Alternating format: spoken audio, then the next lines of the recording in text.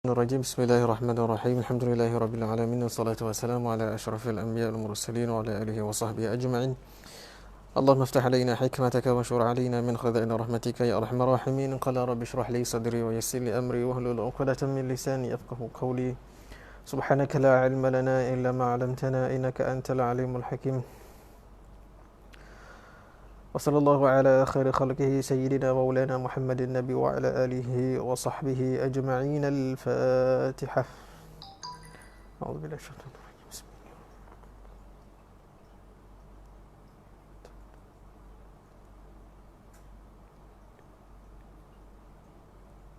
آمين. Assalamualaikum warahmatullahi taala wabarakatuh. Apa khabar semua? Minta maaf lambat sikit. Ya, ada urusan sikit tadi, insya-Allah. Baik, alhamdulillah kita sambung kitab ringkasan Aqidah Ahlussunnah wal Jamaah Asy'ariyah Maturidiyah. Jadi kita berhenti pada muka surat berapa ya? 4 ataupun 5, 6. Muka surat Ahlussunnah wal Jamaah. Jadi kita sambung ke surat 5 ya.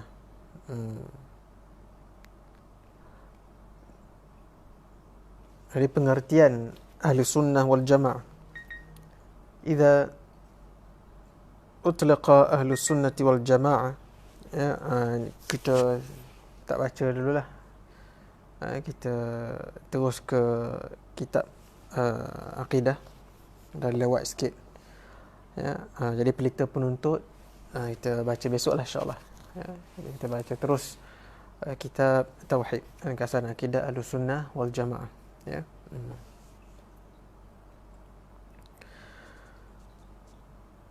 Baik, ke surat 5. Bismillahirrahmanirrahim. Qala al-musannif rahimahullah wa nafa'ana bi 'ulumihi fid dharain. Amin. Idza utliqa Ahlus Sunnati wal Jamaah fal muradu bihi al-Asy'ariyah wal Maturidiyah. Artinya apabila disebut sahaja Ahlus Sunnah wal Jamaah, maka yang dimaksudkan ialah orang yang mengikut fahaman Imam Abu Hasan al-Asy'ari dan fahaman ataupun manhaj Imam Abu Mansur al-Maturidi. Jadi inilah yang dikatakan Ahlus Sunnah wal Jamaah. Jadi bagi zaman kita sekarang ini, setelah zaman berlepasnya zaman ataupun kurun yang ketiga, iaitu kurun salafus salih, ya, Ahlus Salaf.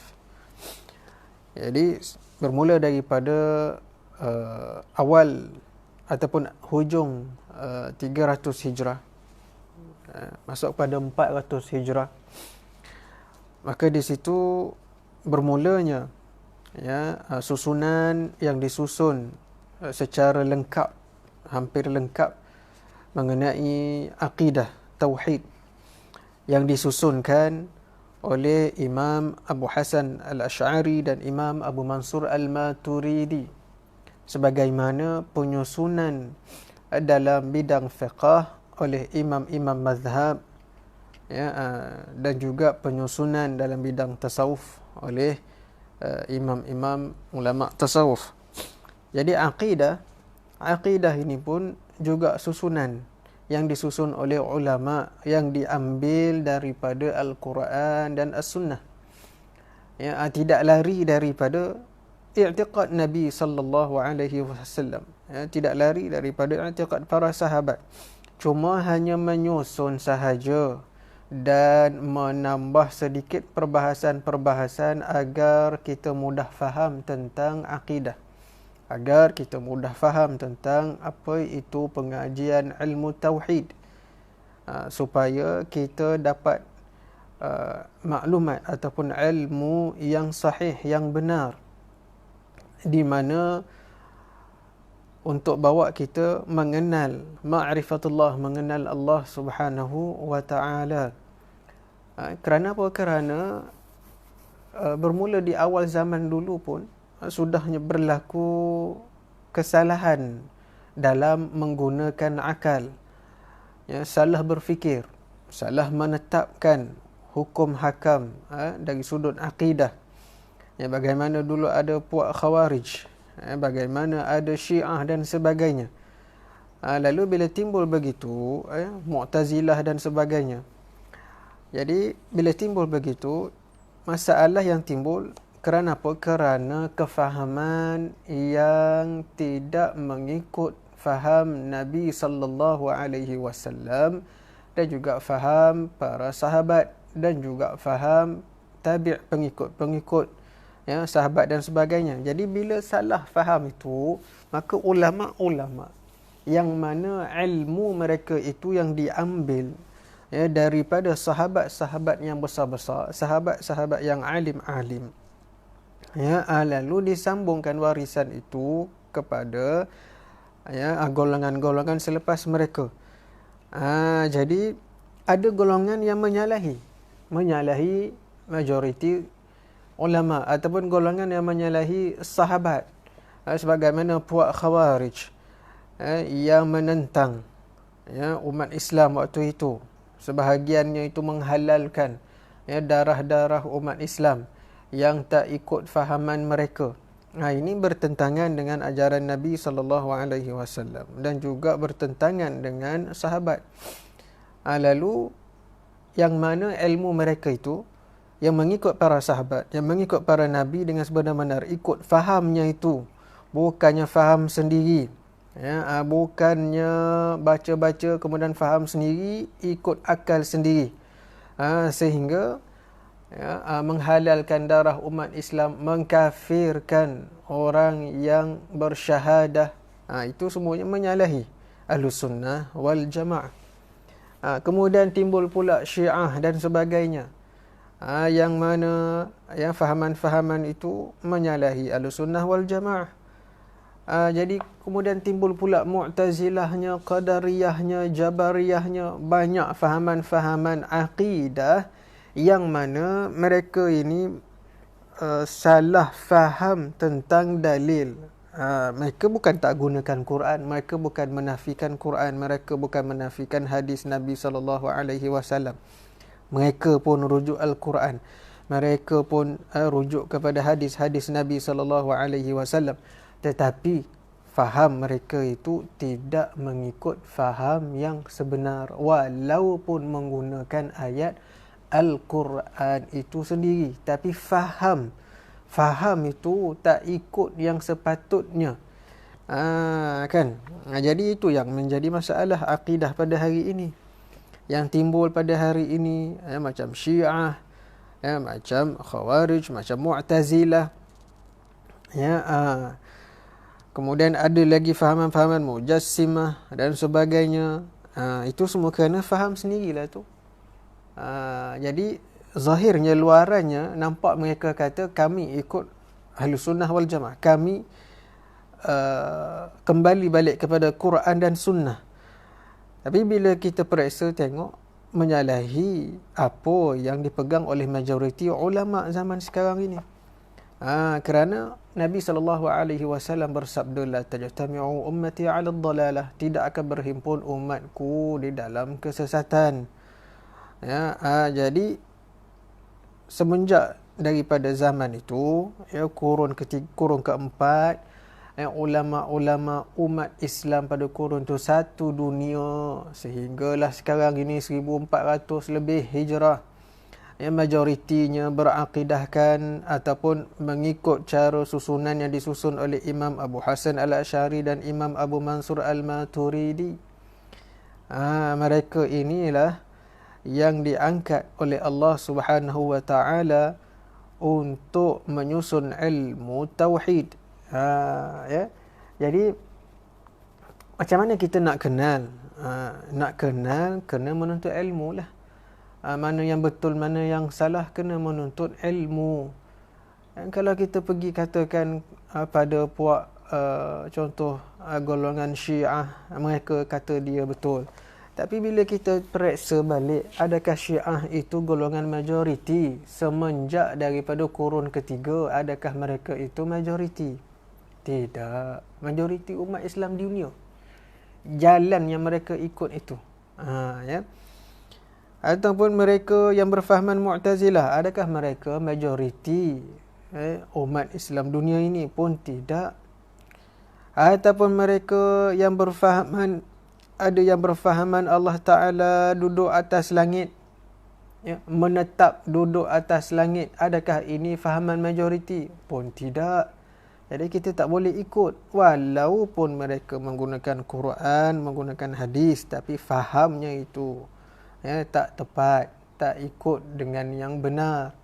Walaupun mereka ada title PhD, title doktor, profesor dan sebagainya, kita ni kena mengaji walaupun kita tak ada title, walaupun kita ini hanya ada SPM, tetapi kita menuntut ilmu para ulama, kitab-kitab ulama yang muktabar, yang diperakui, yang diakui. Jadi bila kita menuntut ilmu, belajar pada guru, yang mana gurunya itu menggunakan rujukan kitab-kitab para ulama yang besar-besar, yang muktabar. Jadi insya-Allah kita tidak akan terpengaruh dengan fahaman-fahaman yang menyeleweng. Yang jadi menyeleweng itu sebab apa? Sebab tak menuntut ilmu, tak buka kitab, tak mengaji kitab betul-betul. Lepas tu dia cedok pula tengok YouTube, tengok Facebook, tengok WhatsApp video cedok-cedok. Ya, kemudian dia baca pula dekat baca pula dekat internet dan sebagainya. Itu hanyalah sumber maklumat yang boleh jadi benar, betul, sahih ataupun tidak. Yang mustahaknya kita kena mengaji kitab, kitab para ulama ni. Kalau tidak, kita akan boleh jatuh salah dalam pemahaman. Baik. Jadi bila timbul itu, bila dikatakan ahlu sunnah wal jamaah, siapa yang kata ini? Yang kata ini Imam Az-Zabidi. Imam Az-Zabidi di dalam kitab Al-Ittihaf Sadatil Muttaqin, syarah bagi kitab Ihya'i Ulumuddin bagi Imam Ghazali. Jadi Imam Az-Zabidi dalam kitab Ittihaf Sadatil Muttaqin mengatakan bahawa bila dinyatakan iza utliqa, disebut ahlu sunnah wal jamaah, fal muradu bihi, yang dikehendaki dengannya Ahlussunnah wal Jamaah pada zaman itu adalah yang mengikut manhaj ataupun susunan yang disusun oleh Asy'ariyah dan Maturidiyah. Fahaman Imam Abu Hasan Al-Asy'ari dan Imam Abu Mansur Al-Maturidi. Ya. Baik, faham itu.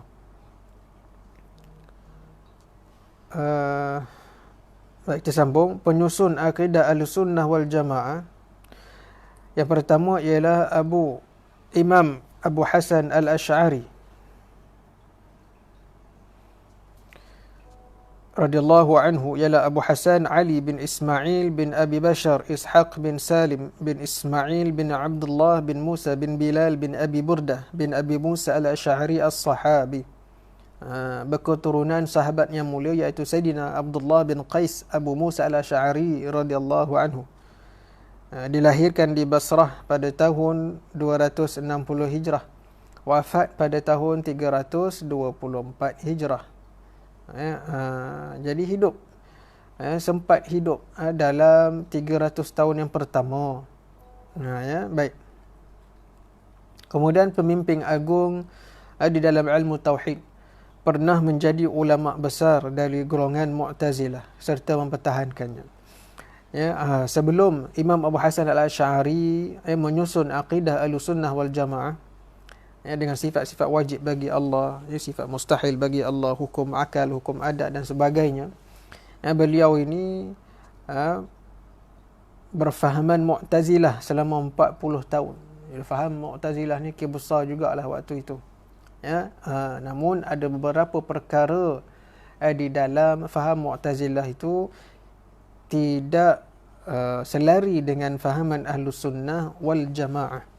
Memang ada, ya, tetap ada.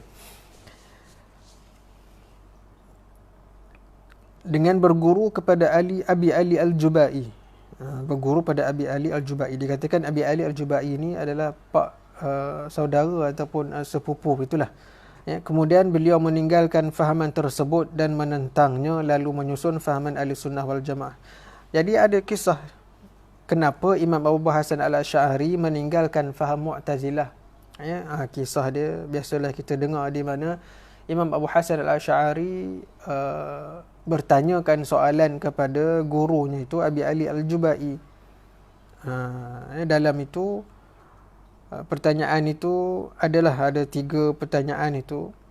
Ya, boleh carilah kisahnya. Jadi ringkasnya, ya, jadi Imam Abu Hasan Al-Asy'ari tak puas hati dengan jawapan gurunya itu. Dia katakan kalau budak kecil yang meninggal dunia, yang belum akil balik, di manakah tempatnya? Lalu gurunya menjawab, ya, jadi tidak di syurga dan juga tidak di neraka. Jadi sedangkan di akhirat hanya 2 tempat sahaja, iaitu syurga dan neraka. Mana pula ada tempat yang ketiga, tak syurga tak neraka. Di situlah timbulnya keraguan di dalam hati Imam Abu Hasan Al-Asy'ari. Lalu beliau mengasingkan diri, ya, selama 15 hari mengasingkan diri, tak keluar, tak berjumpa dengan orang ramai. Dalam tempoh waktu 15 hari itu berlakulah peristiwa-peristiwa peribadi terhadap diri beliau itu. Ada yang diriwayatkan yang beliau bermimpi dengan Nabi sallallahu alaihi wasallam dan sebagainya. Jadi kisah-kisah itu membuatkan beliau, ya, menentang fahaman yang selama 40 tahun itu, 40 tahun Mu'tazilah itu, jadi beliau tentang kerana adanya keraguan di situ. Lalu menyusun balik yang sebetulnya dengan berpandukan kepada Al-Quran dan juga As-Sunnah. Jadi Quran dan hadis-hadis Nabi dan juga asar-asar daripada para sahabat. Ya, jadi pengajian sifat 20 ni bukanlah benda yang baru, cuma disusun sahaja. Isi konteks dia itu memang tak lari daripada Quran dan hadis. Memang Quran dan hadis lah sifat 20 ni. Ya, bukannya benda yang baru, cuma disusunkan sahaja. Macam fiqh lah, mazhab tu bukan benda baru, semuanya Quran dan hadis. Cuma adalah dalam fiqh, usul fiqh itu adanya qiyas, adanya ijma', ada sumber-sumber hukum yang lain, ya. Tapi sumber umdahnya, asasnya itu, dasarnya itu adalah Quran dan hadis Nabi sallallahu alaihi wasallam. Baik. Jadi guru-guru beliau dalam ilmu fiqh berguru dengan Imam Abi Ishaq Al-Marwazi Asy-Syafi'i, wafat tahun 340 Hijrah. Dalam ilmu hadis dan juga ilmu aqidah berguru kepada Imam Zakaria bin Yahya As-Saji, salah seorang muhaddis Baghdad, tahun 220 hingga 307 Hijrah. Muhaddis dan juga ulama dalam bidang akidah juga. Dan ilmu kalam ini ilmu yang berbahas-bahas mengikut hukum akal, iaitu kepada Abi Ali Al-Jubai, iaitu guru dalam Mu'tazilah. Jadi dia dapat ilmu kalam itu ataupun ilmu yang menggunakan konsep akalnya itu daripada Abi Ali Al-Jubai. Jadi selok belok tentang akal, tentang logik akal, tentang Mu'tazilah itu, ya, memang ada dalam poket Imam Abu Hasan Al-Asy'ari je lah. Tak boleh nak tipu lagi dah. Dengan itu, dengan ilmu yang Allah berikan itu selama 40 tahun tu, ya, dalam Mu'tazilah ada beliau gunakan dan juga menapisnya, tengok mana yang sesuai dengan syariat Allah dan Rasul. Jadi beliau ambil mana yang tak sesuai, tak ambil lah. Mana kadang-kadang berlaku persamaan antara Mu'tazilah dan juga Asy'ariyah Maturidiyah itu, persamaan itu takkan kita nak buang juga.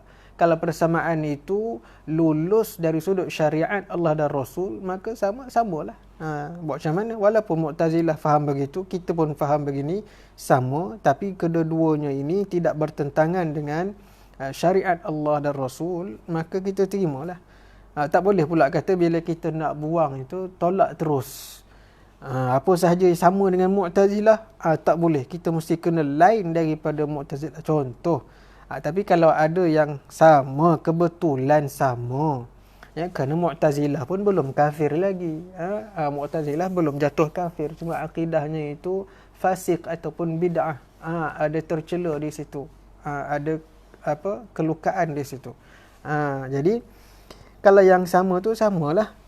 Mana yang tak sama tu tak samalah. Tak boleh pula kita kata bila sama, ini sifat 20 ni Mu'tazilah punya sebab sama. Tak boleh jadi macam tu. Kalau begitu terus nak nafikan pun tak boleh. Kalaulah dalil yang digunakan oleh Mu'tazilah itu betul benar daripada Quran dan hadis, takkan kita nak tolak pula. Jadi jatuh pula kita ni, boleh jatuh kufur dan sebagainya. Ya, baik. Jadi nak kena tengok elok-elok. Ya. Murid-muridnya iaitu Ibnu Mujahid At-Tai, guru kepada Qadi Abi Bakar Al-Baqillani, kemudian Abu Hasan Al-Bahili, guru kepada Ustaz Abi Ishaq Al-Asfiraini dan Abi Bakar bin Fura. Ya. Ini antara murid-murid beliau lah. Jadi kitab-kitab karangan beliau mengarang sekitar 200 buah kitab. Di antaranya Al-Ibanah fi Usul Ad-Diyanah, Maqalatul Islamiyyin, Al-Mujaz, Al-Luma', Risalah fi Istihsan Al-Hawdi fi Ilmi Kalam, Risalah ila Ahli At-Taghar. Jadi saya sajalah baca laju. Sebabnya biasalah bila cerita bab-bab macam ni dia slow sikit. Ya, maklumlah. Ya, pengajian tauhid ni dia tak macam fiqh kan. Tapi tak apalah. Sekadar kita ambil maklumat mana yang penting, yang mustahak, yang mana fardu, kita wajib juga kena tahu. Ya, sebuah sedikit. Baik. Ada soalan setakat ni? Nanti selinganlah buat soalan dululah. Ya. Ada soalan nak tanya? Kemusykilan dalam tauhid. Ya, macam mana kita nak berguru, pengajian akidah. Boleh tanya, insya-Allah. Semua sihat ya? Alhamdulillah.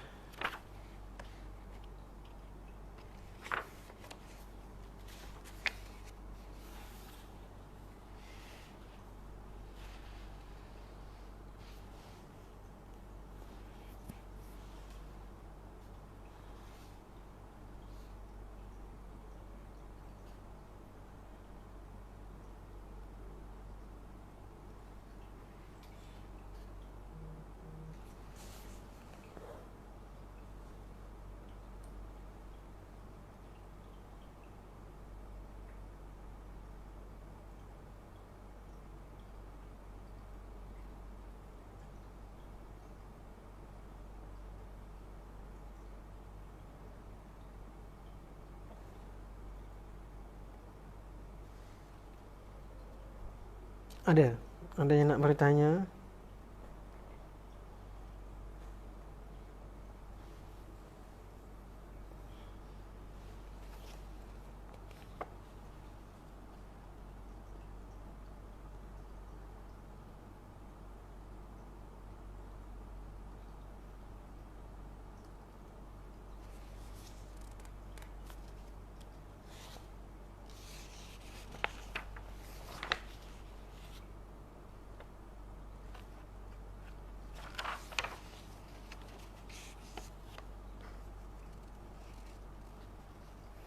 Jadi ada tambahan sikit tentang kita tengok Ahlussunnah wal Jamaah itu. Ya, jadi antara maksud Ahlussunnah wal Jamaah itu antaranya ialah sunnah itu adalah jalan Rasulullah sallallahu alaihi wasallam. Yang maksud sunnah itu jalan Rasulullah sallallahu alaihi wasallam, bermaksud ya barang yang menyuruh ia akan dia, menyuruh ia dengan dia. Maksud dia perintah Nabi SAW dan juga larangan baginda Nabi SAW. Dan seruan itu menyeru daripada Nabi SAW dengan perkataan dan juga perbuatan. Itu maksud sunnah lah. Ya, dan dikehendaki dengan jamaah itu, iaitu sekalian sahabat radhiyallahu anhum dan yang mengikut akan mereka itu, yang berbuat kebajikan hingga hari kiamat. Itu maksudkan Ahlus Sunnah wal Jamaah secara ringkasnya. Baik, Assalamualaikum warahmatullahi wabarakatuh. Waalaikumsalam. Bagaimana dengan ibadah yang diamalkan dari sekolah bawa ke dewasa yang masih tiada rujukan itu? Bagaimana dengan ibadah tersebut? Baik. Jadi ibadah yang kita amalkan daripada sekolah sampailah ke dewasa ini, ibadah-ibadah itu kalau yang diajarkan di sekolah, contohnya ibadah fiqh ke solat kita, sembahyang kita, semua sah diterima, tidak ada masalah. Maknanya dikatakan maksud terima tak terima tu sebab tidak ada rujukan guru ke. Baik, bila kalau kita tak ada rujukan guru, pada perkara yang maklum, ulama al-ma'lum la yubhath, perkara yang maklum tidak dibahaskan lagi. Perkara yang maklum tidak dibahaskan lagi, seperti sembahyang dan sebagainya. Ibadah sembahyang, puasa, zakat dan sebagainya, itu perkara yang sudah maklum. Kita belajar daripada sekolah yang maklumnya begitu. Zuhur, asar, maghrib, isyak, subuh, sembahyang 5 waktu itu, jadi dah maklum, kita belajar begitulah sembahyangnya dan sebagainya. Jadi ibadah-ibadah itu semua Allah Ta'ala terima walaupun kita tak buka kitab dan sebagainya. Cuma waktu itu kita masih lagi belum mendapat maklumat yang lebih banyak, yang lebih mendalam tentang pengajian-pengajian yang sebegini. Yang sekarang kita dah ada maklumat, berpegang kepada sabda Nabi SAW, talabul ilmi faridatun ala kulli muslim. Menuntut ilmu itu wajib ke atas seluruh umat Islam. Jadi bila kita dah pegang begitu, kita dah dengar dan kita dah faham makna itu, bila kita faham makna itu, maka wajiblah wajiblah ke atas kita untuk menuntuti ilmu dengan berguru secara talaqi, macam inilah. Dengan berguru secara talaqi, juga boleh berguru dengan guru-guru yang lain yang tidak keluar daripada jalan Ahlus Sunnah wal Jamaah. Ingat tu. Jadi kita punya rujukan itu, jalan Ahlus Sunnah wal Jamaah itu, dia sudah ada requirement dia sudah ada syarat-syaratnya. Siapa dia, ulama yang mana, ustaz yang mana yang kita boleh ikut dan sebagainya. Selagi mana ustaz itu ataupun ulama itu dalam jalan Ahlussunnah wal Jamaah, kita boleh ikut, tidak ada masalah. Dan wajib kita memenuhkan kita punya ilmu fardu ain. Itu wajib, bukannya sunat, bukannya harus, tidak, wajib memenuhkan ilmu fardu ain. Ilmu fardu ain tu wajib, fiqh, tauhid, tasawuf, wajib kita penuhkan. Bukannya hanyalah tempelan-tempelan, tampal-tampal pada masa waktu lapang dan sebagainya, tidak, wajib kita penuhkan. Baik. Saya rakanya begitulah. Baik. Apa lagi tu? Muhammad Ghazali Idris, apa khabar? Baik golongan yang berpegang fahaman W juga mengatakan mereka Ahlussunnah wal Jamaah kerana mereka berpegang pada hadis dan Al-Quran.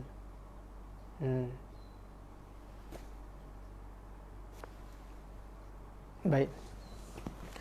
Golongan yang berfahaman W, yang berpegang Al-Quran dan Sunnah dan mengatakan bahawa mereka itu adalah Ahlussunnah wal Jamaah.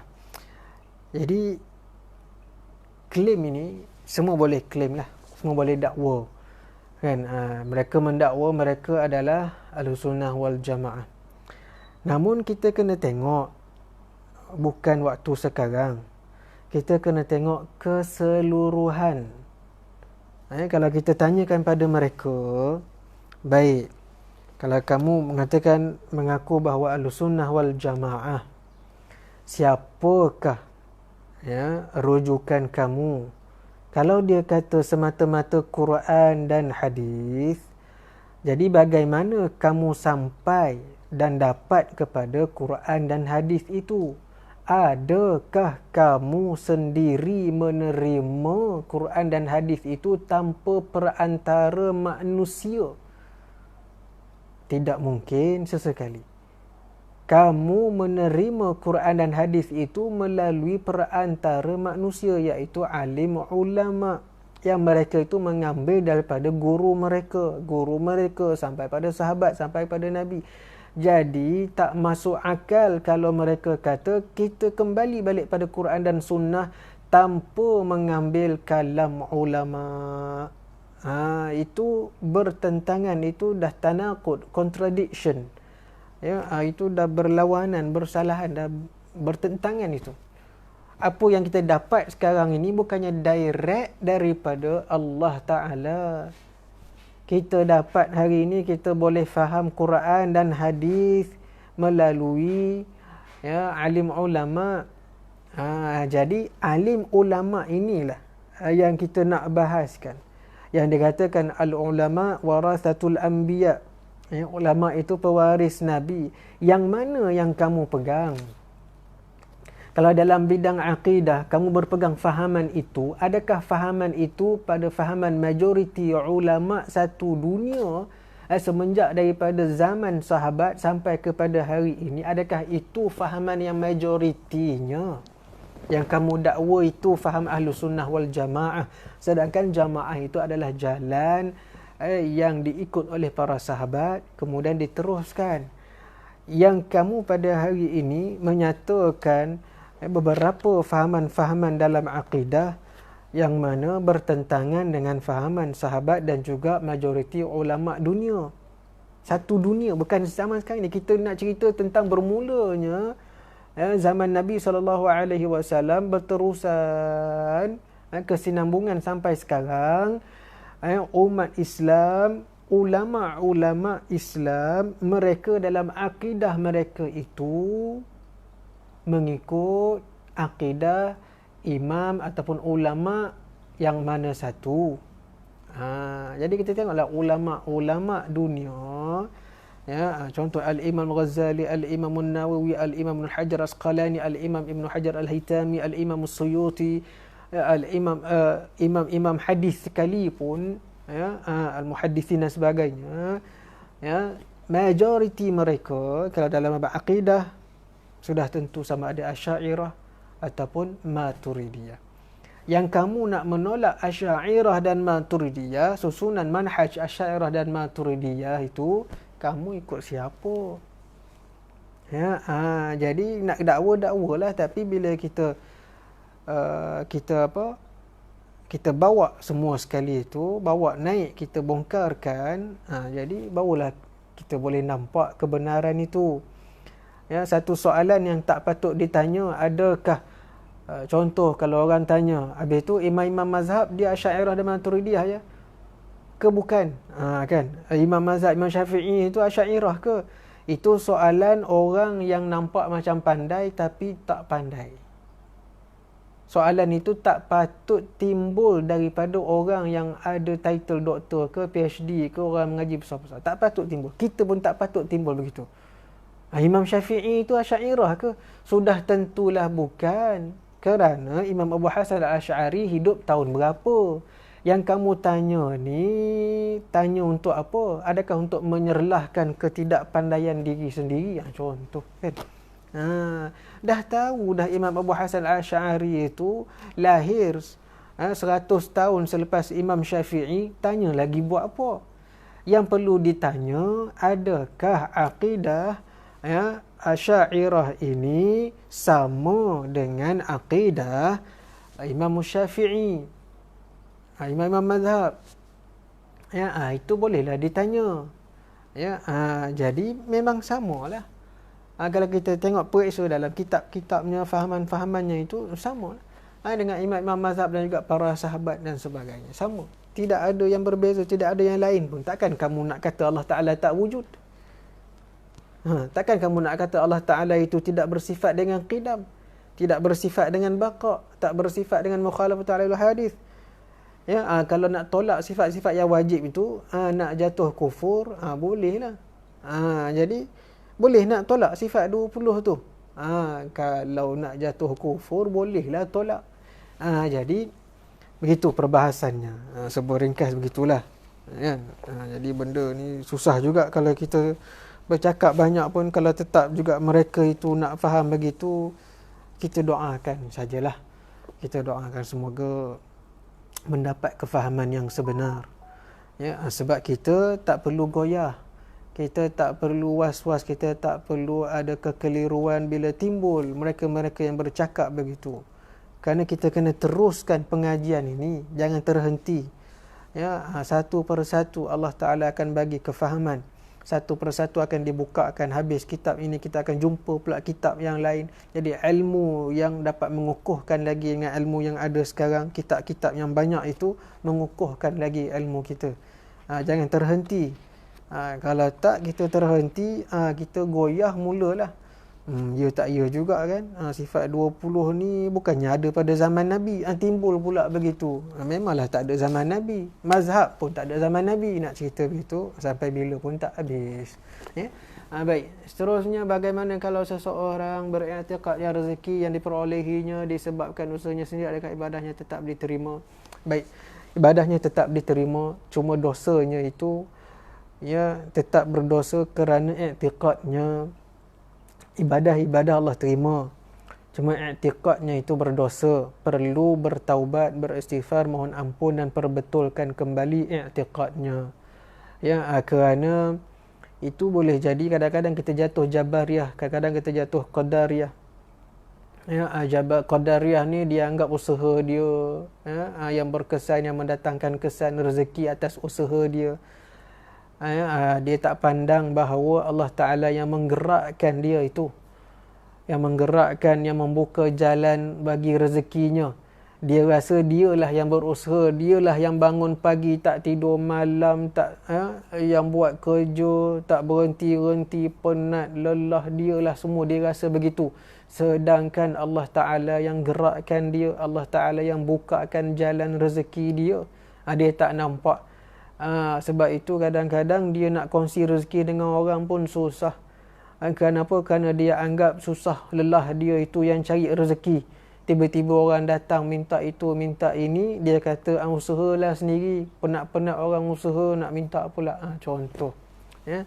Jadi itu berdosa dari sudut i'tiqad dia lah. Berdosa dari sudut i'tiqad dia. Namun ibadahnya Allah Ta'ala tetap akan terima dan Allah Ta'ala yang akan menilainya. Allah Ta'ala itu maha adil. Allah Ta'ala itu maha kasih lagi maha penyayang.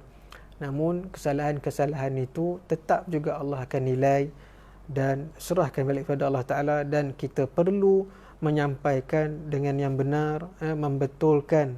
Kalau kita ada kenalan ke saudara mara yang terdekat ke faham begitu, kita kena perlu betulkan. Ya, perlu betulkan, insya-Allah. Ya, baik. Ada soalan lain? Haji Abdul Rahim Syarif. Alhamdulillah. Baik, apa khabar, sihatnya?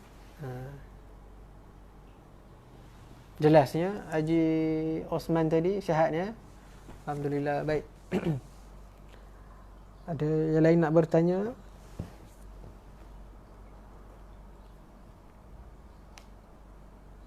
InsyaAllah kita dalam kitab tu kita berhenti kat situ dulu. Nanti kita sambung kemudian. Cumanya kalau ada soalan lah, ya, ada nak tanya, boleh tanya insyaAllah sebelum kita tutup majlis.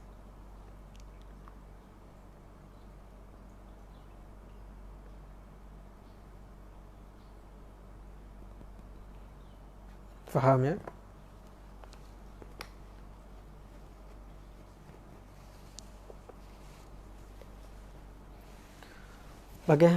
bagaimana hadis yang mengatakan sesiapa yang mengucap la ilaha illallah dakhalal jannah tanpa mengikuti ahli sunnah. Hadis itu adakah jelas yang mengatakan tanpa mengikuti ahli sunnah? Ya.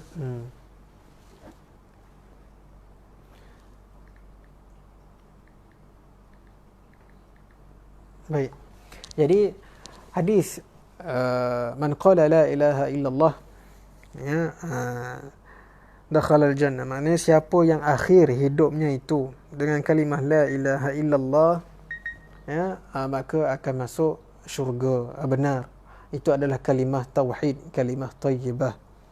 Ya, kerana nak menyatakan bahawa kalimah thayyibah itu adalah kalimah yang paling agung. Yang mana kalau kalimah thayyibah la ilaha illallah itu diletakkan di atas neraca timbangan, sebelahnya la ilaha illallah, dan seluruh seisi dunia itu diletak sebelah lagi, maka yang berat iaitulah kalimah thayyibah la ilaha illallah itu. Ya. Jadi hadis itu ya, kalau kita tengok hadis tu yang dibahaskan oleh imam-imam hadis, antara Imam Ibn Hajar Asqalani dan juga imam-imam lain-lain menyatakan bahawa bukanlah bermaksud ya tanpa mengikuti ahli sunnah. Ya, sesiapa yang sebut la ilaha illallah itu tandanya dia tauhid. Maka semua ahlu tauhid dinamakan sebagai orang yang beriman. Maka orang yang beriman pasti akan masuk syurga. Dakhalal jannah itu pasti, orang beriman pasti mesti masuk syurga. Tetapi pasti itu bukanlah semestinya tak ada azab Allah ataupun tak kena hisab dan sebagainya. Hanyalah para syuhada, para rasul, para anbiya yang tanpa dihisab. Namun manusia ataupun orang beriman yang lain pasti masuk syurga.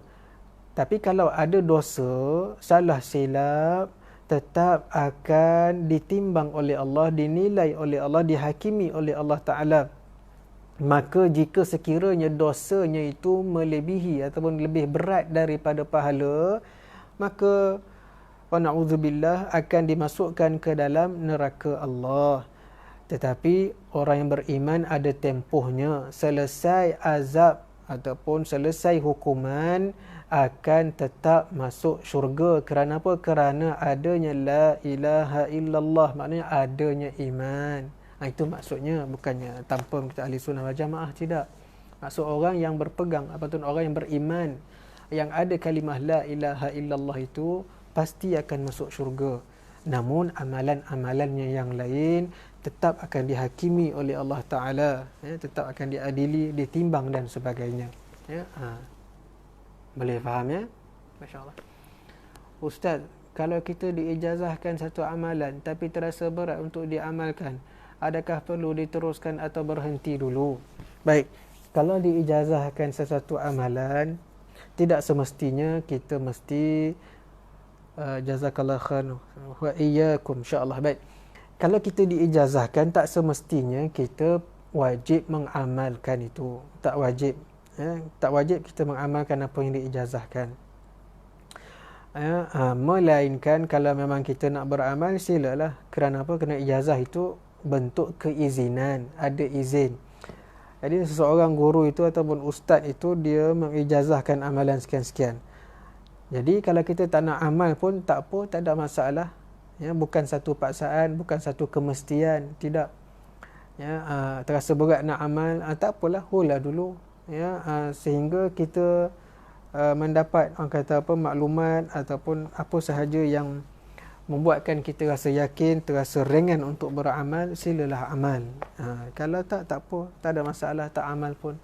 Cumanya bila kita dah mendalami ilmu ini, kita dah ada maklumat, yang perlu kita tahu bahawa dalam kita nak berjalan ini, dalam salik nak berjalan menuju Allah Ta'ala ini, kita perlu kepada pembimbing. Dia pembimbing ini mursyid lah, mursyid, murabbi. Kita perlu pada mursyid dan murabbi. Jadi hukumnya dah jadi macam wajib, kena ada mursyid murabbi. Sebab apa? Sebab nak membimbing kita supaya kita tidak tersasar. Fikir kita, rasa kita, perbuatan kita, buat kita itu supaya tidak tersasar, supaya tidak kata apa, fikir lain, buat lain, rasa lain. Jadi kita nak satukan itu, nak satukan fikir kita, rasa kita, buat kita supaya menjadi selaras. Jadi nak keselarasan ini kita semestinya tidak mampu nak sendiri, pasti tidak mampu. Perlu kita ada berguru, perlu pada guru. Yang boleh buat sendiri itu hanyalah memang orang itu pilihan Allah Ta'ala semata-mata. Itu pun susah nak jumpa sangat orang begitu. Kerana apa? Kerana normal, fitrah kehidupan manusia ini memang perlu berguru. Hatta Nabi SAW sendiri pun berguru dengan Jibril alaihissalam. Ini kan pula kita. Jadi ada guru khususnya. Para sahabat ada guru khususnya, iaitu Nabi SAW. Pengikut sahabat ada guru khususnya, iaitu salah seorang sahabat, bukan semua. Ada yang berguru yang ikut cara Sayyidina Abu Bakar As-Siddiq radhiyallahu anhu. Ada yang mengikut cara Sayyidina Umar radhiyallahu anhu. Ada yang mengikut cara Sayyidina Uthman, ada yang mengikut cara Sayyidina Ali. Jadi para sahabat ni pun ada dia punya kelompoknya sendiri, pengikutnya sendiri. Jadi berterusanlah warisan ini kepada ulama-ulama sampai pada kita hari ini. Jadi guru-guru yang mengambil wasilah itu, jalan itu yang sampai pada sahabat, sama ada Sayyidina Abu Bakar ke Sayyidina Ali ke, sampai pada situ amalan-amalan mereka ni turun. Sebab itulah kadang timbulnya dalam tasawuf itu dia pecah pula pada buah itu tariqah. Adanya tariqah, iaitu jalan kesinambungan tadi itu. Tariqah itu jalan dalam mengamalkan latihan-latihan yang berbentuk rohani yang diterima itu. Ada guru-guru itu, dia ada amalan-amalan yang diterimanya dan diijazahkan pada anak muridnya. Jadi bila kita ini sudah mendalami perkara ini, kita dah tahu, kalau nak betul wajib berguru. Tapi kalau nak biasa-biasa, tak wajiblah hukum dia. Begitu je. Berdosa tak berdosa. Cumanya bila penyakit-penyakit itu datang, kita nak jumpa siapa? Nak jumpa orang biasa belum tentu lagi. Mestilah kita nak jumpa doktor yang ada kepakaran, yang ada autoriti, yang boleh bagi ubat pada kita. Jadi guru mursyid ni mereka bukannya celup-celup je, tidak. Tapi sebenar-benar mursyid itu mereka dah menjalani. Kita boleh tahu, boleh tanya background dia macam mana, bagaimana penerimaan ulama-ulama yang lain, bagaimana jalan hidup dia itu, siapa gurunya, sanadnya yang bagaimana, dan apa yang dia bawa. Yang pentingnya isi apa yang dia bawa itu. Dia nak bawa kita mengenal Allah Ta'ala. Dia nak bawa kita untuk orang kata apa, tumpukan sepenuhnya tumpuan itu kepada Allah Subhanahu Wa Ta'ala dengan mengikut syariat Nabi sallallahu alaihi wasallam yang tak keluar daripada Ahlussunnah wal Jamaah. Yang itu kita ikutlah. Tapi kalau guru tu bila bercakap nampak macam pelik sikit, biasalah manusia, kita perlu mempersoalkan. Biasalah tu, kita ada persoalan-persoalan, analisa yang tertentu. Jadi benda yang pelik-pelik itu kita perlu rujuklah. Boleh bertanya, dan kalau yang tak sesuai itu dengan Ahlussunnah wal Jamaah, jadi kita step back mana kita tak ikutlah, tak boleh ikutlah. Selagi guru itu masih lagi dalam jalan Ahlussunnah wal Jamaah, makanya ianya boleh. Tauhidnya, tasawufnya, fiqahnya itu lagi kita boleh ikutlah. Tapi dalam masalah amalan, dinasihatkan perlulah ambil pada guru yang mursyid. Boleh bertanya, boleh cari ada, bukan tak ada. Cuma kadang-kadang kita je belum jumpa guru yang mursyid, yang mana kita mudah untuk berinteraksi, untuk berkomunikasi, untuk mendapatkan nasihat dia. Kita dapatkan ubat rohani dia itu. Bila kita dah jumpa iaitu, kita peganglah elok-elok dan kita amalkan amalan dia itu, kerana amalan dia itu bersambung, bersambung terus kepada Nabi sallallahu alaihi wasallam. Kerana gurunya, rantaian guru sampailah kepada guru maha guru, iaitu Nabi sallallahu alaihi wasallam. Jadi nur daripada Nabi SAW itu, bila kita mengamalkan adanya keizinan itu tadi, maka dia ada kesan. Jadi kesan itu akan menambah baikkan diri kita itu, akan bertambah baik. Ya, kelamaan kesan itu akan ada. Cuma kita je kadang tak perasan, tak sedar. Ya, sebab kita masih lagi dalam proses. Ya, belum lagi sampai kepada stesiunnya itu. Kita masih lagi dalam proses perjalanan, berjalan. Ya, berjumpa ini, tengok kiri, tengok kanan. Kadang-kadang perjalanan tu kereta rosak, tayar pancit, macam-macam lah berlaku, liku-liku dalam perjalanan. Belum sampai lagi. Jadi bila belum sampai, kita tak boleh nak mengeluh lah. Ya, perjalanan kita belum sampai. Tapi mereka yang dah sampai, tetap itu sampai nafsul mutmainnah, perjalanannya itu perjalanan rohani. Ya, Allah Ta'ala sebut, ya ayyatuhan nafsul mutmainnah, wahai nafsu yang dah tenang, yang dah sampai kepada tahap ketenangan. Nak sampai pada tahap ketenangan itu perlu berguru.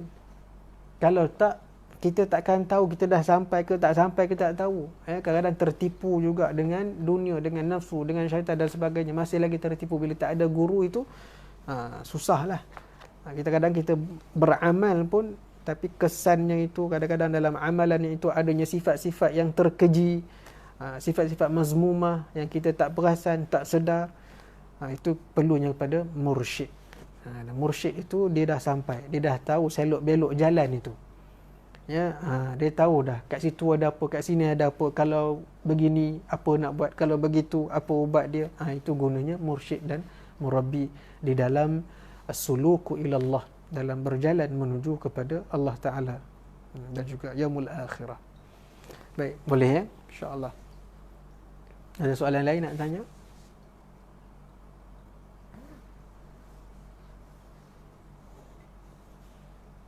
Jadi pukul 3 dah ya. Kalau tak ada soalan, insya-Allah kita berhenti dekat sini dulu. Kalau ada boleh bertanya. Kalau ada salah silap, minta boleh tolong betulkan, insya-Allah.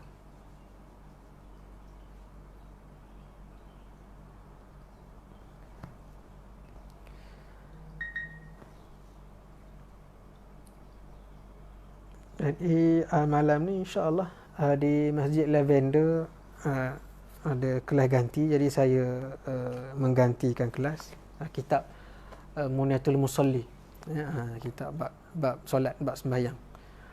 Kuliah maghrib malam ni di Masjid Lavender. Jadi siapa ada kelapangan bolehlah datang, insya-Allah. Kitab Muniatul Musalli, insya-Allah. Ya Allah Subhanahu wa taala alam. Bismillahirrahmanirrahim. Alhamdulillahirabbil alamin wassalatu wassalamu ala asyrafil anbiya'i mursalin wa ala alihi wa sahbihi ajma'in. Allahumma iftah alaina fatal arifin wa hazm mursalin. Subhanallahil azim, subhanallah bihamdihi, nastaghfiruka wa natubu ilaik, wa sallallahu ala khairi khalqihi sayyidina maulana Muhammadin nabi wa ala alihi wa sahbihi ajma'in. Alhamdulillahirabbil alamin. Sya'ulillah lahumul Fatihah.